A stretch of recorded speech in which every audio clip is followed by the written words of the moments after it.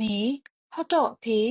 ကိုစိတ်ကူနင်းကိုတစိုက်စိုက်ရှောက်လာတော့ဒေါ်လာမေဒီသူ့လက်ကိုတစုံတစ်ယောက်ကလှမ်းဆွဲလိုက်တော့အခါတုံကနေရက်သွားသည်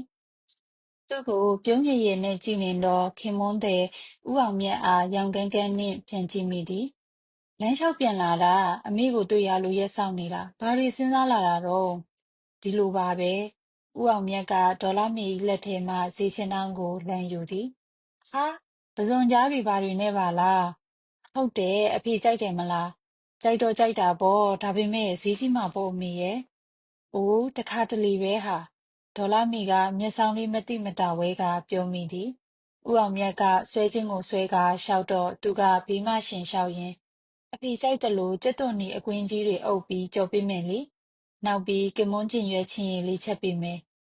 ကြိုက်တယ်မဟုတ်လားဟုတယူတရပြောမိစဉ်လမ်းမလူပြိုပေါက်လေးနှစ်ဦးက